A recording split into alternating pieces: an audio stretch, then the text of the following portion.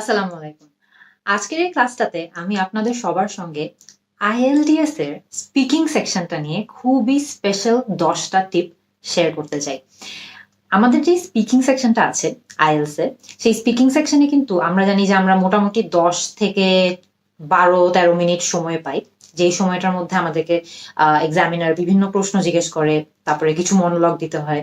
So এই 10 থেকে 12 বা 14 মিনিট এই টাইমটা যে আপনার কাছে আছে, এই টাইমটাতেই কিন্তু আপনি যত ইংলিশ জানেন সেই ইংলিশটার একটা বেস্ট রিপ্রেজেন্টেশন আপনাদেরকে এক্সামিনারের কাছে দিতে হবে। সো আমি আজকে আপনাদের সঙ্গে যে টিপগুলো শেয়ার করব সেগুলো ইন্ডিভিজুয়াল সেকশনের উপর বেস করে না, সেগুলো হচ্ছে একটু ব্রড, একটু জেনারেল যেই টিপগুলো আমি আমার IELTS স্পিকিং টেস্টে অ্যাপ্লাই করেছিলাম, বা যে কোনো ধরনের জব ইন্টারভিউ বা যে কোনো ধরনের স্পিকিং টেস্ট যেগুলো আছে যেখানে আপনাদের ইংলিশে কথা বলতে হবে, সবগুলোর জন্যই কিন্তু এই টিপগুলো অ্যাপ্লিকেবল।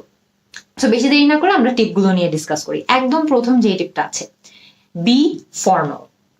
আপনাদের যে ধরনের স্পিকিং টেস্টই হোক না কেন, সেটা IELTS হোক বা অন্য কোনো স্পিকিং টেস্টই হোক না কেন, সেখানে আপনাদেরকে খুবই ফর্মালি কথা বলতে হবে। আপনারা ইনফর্মাল শব্দ বা ইনফর্মাল ধরনের ল্যাঙ্গুয়েজ, যেমন কুল, ওকে, এই ধরনের একটু ইনফর্মাল যে ভাষাগুলো আছে বা ল্যাঙ্গুয়েজ গুলো আছে বা ওয়ার্ড গুলো আছে, সেগুলো আপনারা যাতে আপনাদের স্পিকিং টেস্টে ইউজ না করেন, একদম ফর্মাল থাকবেন।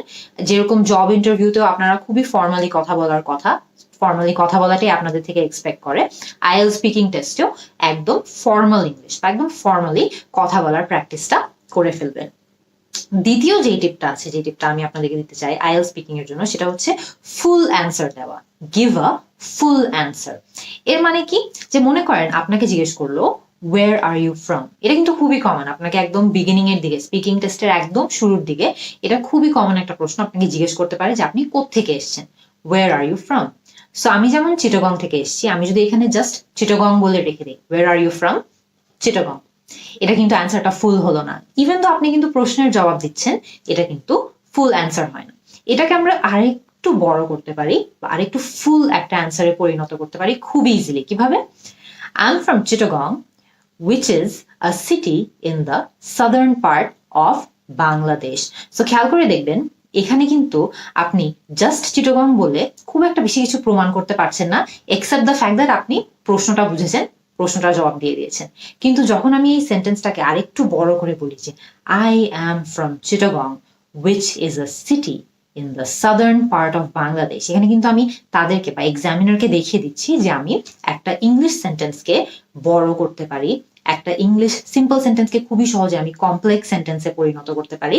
এবং আমি কিন্তু তাদেরকে আমার গ্রামাটিক্যাল, আমার সেন্টেন্স স্ট্রাকচার সম্পর্কে যে ধারণাগুলো আছে সেগুলো একটু শো অফ করতে পারি বা একটু দেখাতে পারি। তো সবসময় আপনাদেরকে যখন এরকম প্রশ্ন করা হবে, যদি আপনি স্কোপ পান যে সেটাকে লজিক্যালি একটু বড় করা যায় বা লজিক্যালি অ্যান্সারটাকে আর একটু ফুল করা যায়, তাহলে সব সময় সেটা করবেন এবং অ্যান্সার গুলোকে ফুল রাখার চেষ্টা করবেন। এরকম ওয়ান ওয়ার্ড অ্যান্সার গুলো অ্যাভয়েড করার চেষ্টা করবেন, বিকজ সেই অ্যান্সার গুলো কিন্তু আপনার ইংলিশের দক্ষতার খুব একটা বেশি প্রমাণ হিসাবে কাজ করে না। Number 3, body language. এভাবে গালে হাত রেখে কিন্তু আপনারা কথা বলতে পারবেন না, বা এভাবে হাত রেখে বা এভাবে হাত রেখে বা এরকম করে একটু যে নার্ভাস হয়ে গেছি এটা প্রমাণ করা, এই ধরনের বডি ল্যাঙ্গুয়েজ কিন্তু আপনি IELTS স্পিকিং টেস্টে করতে পারবেন না।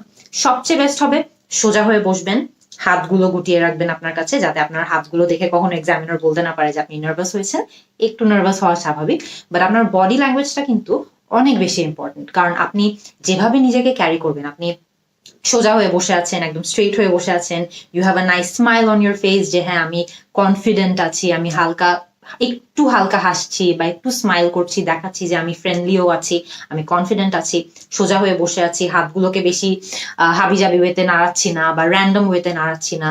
সো এই যে বডি ল্যাঙ্গুয়েজটার ব্যাপার আছে, এখানে কিন্তু তারা এক্সপ্লিসিটলি আপনাকে হয়তো বা বলবে না যে এখানে মার্ক আছে, বাট এটা কিন্তু অনেক বেশি এটা প্রমাণ করতে পারে যে আপনি একটা ল্যাঙ্গুয়েজ কনফিডেন্টলি স্পিক করতে পারেন। অফকোর্স IELTS একটা IELTS স্পিকিং টেস্ট, এখানে কিন্তু তারা এটাই অ্যাসেস করতে যাবে বা এটাই পরীক্ষা করতে যাবে যে আপনি একটা ভাষা বা ইংরেজি ভাষাটা আপনি কতটুকু কনফিডেন্টলি, কতটুকু কমফোর্টেবলি বলতে পারেন। সো আপনি যদি আপনার বডি ল্যাঙ্গুয়েজটা এরকম গালে হাত দিয়ে বা নার্ভাস হয়ে বা হাত এরকম ফিজেট করে এরকম ভাবে যদি আপনি আপনার বডি ল্যাঙ্গুয়েজটা রাখেন, তাহলে কিন্তু এটা দেখাচ্ছে যে আপনি আসলে এই ভাষাটাতে খুব একটা বেশি কনফিডেন্ট না, বা এই ভাষাটা আপনি খুব বেশি প্রফেশনালি হয়তো বা বলতে পারেন না। আপনার বডি ল্যাঙ্গুয়েজ নিয়ে, আপনার পশ্চার নিয়ে একদম সোজা হয়ে থাকবেন, কুজো হয়ে থাকবেন না, সোজা হয়ে কথা বলবেন। সো এইভাবে যদি আপনি আপনার পশ্চারটা মেনটেন করেন তাহলে কিন্তু এটা অটোমেটিক্যালি আপনার মার্ককেও ইমপ্রুভ করে দিবে। এরপরে ফোর্থ যে টিপটা আছে সেটা হচ্ছে টু বি পোলাইট। এখন আমরা সবাই মনে করি যে আমরা যখন কথা বলি আমরা কিন্তু পোলাইটলি কথা বলি, কিন্তু অনেক সময় দেখা যায় যে মনে করেন আমি যদি আইএলটিএস স্পিকিং টেস্টের এক্সাম্পল নিয়েই বলি, মনে করেন আপনার এক্সামিনার কিছু একটা বললো অ্যান্ড আপনি আপনার এক্সামিনার কি বলেছে সেটা বুঝতে পারেন নাই, বা হয়তো বা ঠিক মতো শুনেন নাই, অনেক কারণেই হতে পারে। আপনি যদি এটার জবাব এভাবে দেন যে সরি, হোয়াট, বা এভাবে যদি বলেন তাহলে কিন্তু ব্যাপারটা পোলাইট হচ্ছে না। আর আমরা অনেকেই কিন্তু না বুঝেই এরকম বলে ফেলি যে হোয়াট অথবা সরি, মানে একটু একটু যেমন কেমন যেন একটা এক্সপ্রেশন থাকে যেটা একটু রুড হয়ে যায় বা একটু ইম্পোলাইট হয়ে যায়। সো এই ধরনের সিচুয়েশন গুলোতে সবসময় it's always better to do this, যে মনে করেন আপনি এভাবে বললেন যে I am sorry I couldn't hear that, could you say that one more time, অথবা could you repeat that.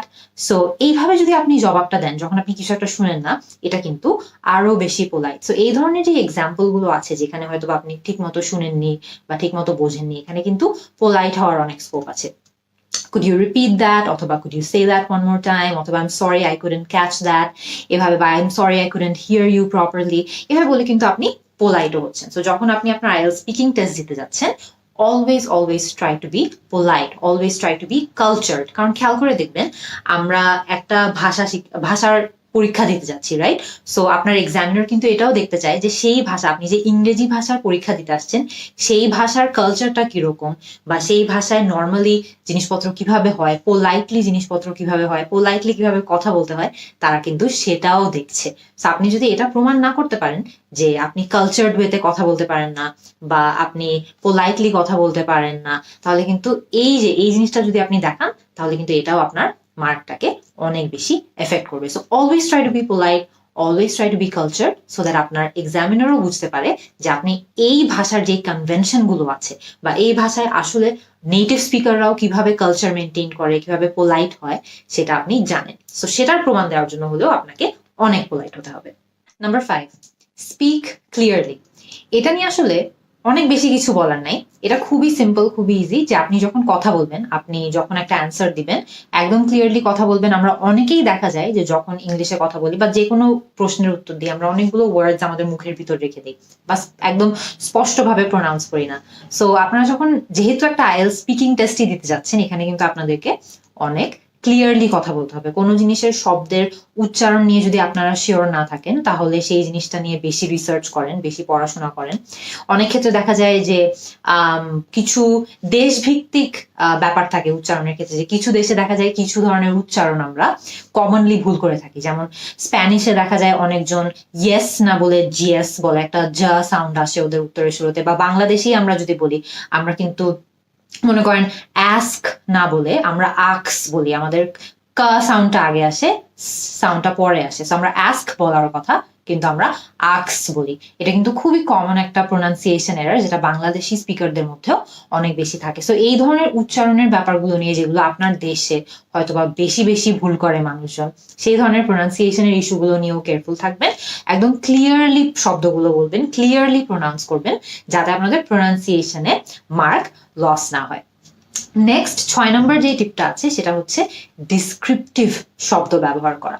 So এটা কিন্তু খুবই ইজি একটা জিনিস, যে মনে করেন আপনি আমরা কিছু কিছু শব্দ বেশি বেশি ব্যবহার করি, যেমন গুড, ব্যাড, ওকে, এই ধরনের শব্দগুলো একটু বেশি ওভার ইউজ করি।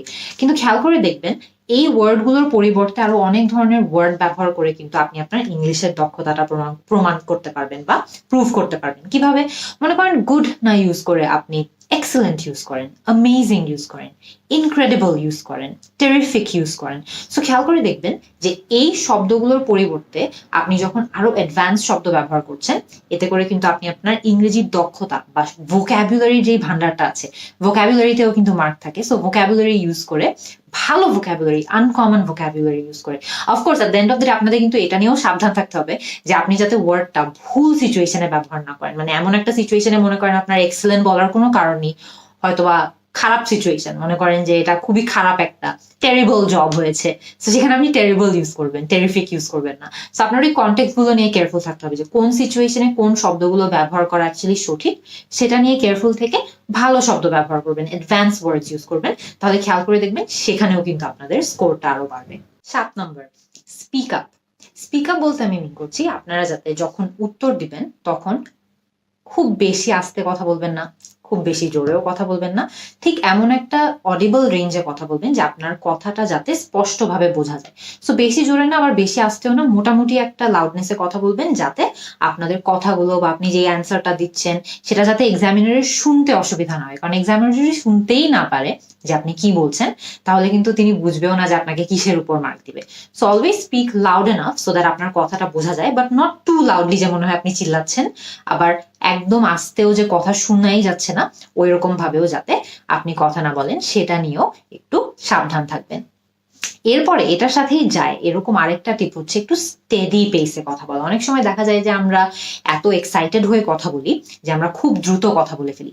খুব ফাস্ট যদি কথা বলেন তাহলেও কিন্তু এক্সামিনার বুঝতে পারবেন না যে আপনি কি বলতে চাচ্ছেন বা আপনার উত্তরটা আসলে কি। সো বেশি ফাস্ট কথা বলবেন না, আবার বেশি আস্তেও কথা বলবেন না, কারণ বেশি আস্তে কথা বললে দেখা যাবে যে জিনিসটা অনেক স্লোলি যাবে। বাট আপনি যদি আস্তে কথা বলতেই কমফোর্টেবল হন, তাহলে স্লোলি কথা বলেন, তাহলে এক্সামিনার আপনার কথাটা স্পষ্টভাবে বুঝতে পারবে। কিন্তু অ্যাট দ্য সেম টাইম এত আস্তেও কথা বলেন না যে জিনিসটা যাতে মানে জিনিসটা খুব বেশি স্লো হয়ে যায়, ওরকম যাতে না হয়। সো বেশি স্লোলি কথা বলবেন না, আবার বেশি ফাস্টও কথা বলবেন না, একটা মডারেট পেসে কথা বলবেন। এই ধরনের জিনিসগুলো কিন্তু আপনি যত বেশি প্র্যাকটিস করবেন তত ভালো হয়ে উঠবে। সো আপনি এই যে ফাস্ট কথা বলা বা স্লো কথা বলা বা লাউডলি কথা বলা নাকি একদম কোয়াইটলি আস্তে কথা বলা, এই জিনিসগুলো যত আপনি আপনার মক টেস্ট দিয়ে দিয়ে মানুষজনের সঙ্গে প্র্যাকটিস করবেন ততই খেয়াল করবেন যে এই জিনিসগুলো অনেক ইমপ্রুভ হয়ে যাবে। 9 নম্বর টিপটা হলো ফরেন শব্দগুলো এক্সপ্লেইন করা। মনে আছে কিছুক্ষণ আগে আমরা একটা এক্সাম্পল আলোচনা করেছিলাম যে I come from Chittagong, right? So এখানে কিন্তু এক্সামিনারের জন্য চিটাগং শব্দটা একটা ফরেন শব্দ হতে পারে। যদি আপনাকে একজন ফরেন এক্সামিনার এক্সামিন করে, তাহলে সেই ক্ষেত্রে আপনাকে কিন্তু চিটাগং শব্দটার অর্থ কি তাকে বলতে হবে। সো খেয়াল করে দেখবেন, আমি কিন্তু প্রথমে যখন জবাব দিয়েছিলাম আমি বলেছিলাম I come from Chittagong which is a city in the southern part of Bangladesh. So আমি কিন্তু এক্সামিনারের সহজ হওয়ার জন্য আমি কিন্তু তাকে বলেও দিয়েছি যে আমি চিটাগং থেকে আসি। সো চিটাগং শব্দটার সঙ্গে যদি তিনি পরিচিত না হন, তাহলে সাথে সাথে কিন্তু আমি তাকে এটাও বলে দিচ্ছি যে চিটাগং হচ্ছে বাংলাদেশের সাদার্ন পার্টের একটা শহর। সো এইভাবেই যখন আপনি আপনার কালচারের স্পেসিফিক বা এমন কোনো শব্দ আপনি ইউজ করছেন যেটা একটা চান্স আছে যে ফরেন এক্সামিনার হলে উনি হয়তো নাও জানতে পারে, সেই শব্দগুলো সবসময় এক্সপ্লেইন করবেন। এতে করে আপনার ইংরেজির দক্ষতা সম্পর্কেও তারা জানতে পারবে এবং তারা কনফিউজডও হবে না। তারা যদি একটা অপরিচিত শব্দ শুনে তারা কিন্তু কনফিউজড হবে না। সো সবসময় ফরেন শব্দগুলো এক্সপ্লেইন করবেন। লাস্ট টিপ, এটা হচ্ছে অনেক ইম্পর্টেন্ট একটা টিপ, যেটা আমিও আমার আইএলটিএস এক্সামের আগে অনেক জনের থেকে শুনেছিলাম আর এটা আমাকে অনেক হেল্প করেছিল। সেটা হচ্ছে যে স্টেইং অন টপিক। আপনাকে একটা প্রশ্ন করা হলো, আপনি সেই প্রশ্নের বাহিরে গিয়ে বেশি জবাব দেওয়ার চেষ্টা করবেন না।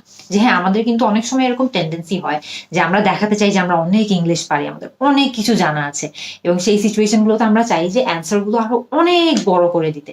কিন্তু এক্সামিনার কিন্তু এত কিছু দেখতে চায় না। এক্সামিনার জানে যে আপনার পরীক্ষা হচ্ছে 12 থেকে 14 মিনিটের একটা পরীক্ষা, একটা সময়সীমা আছে।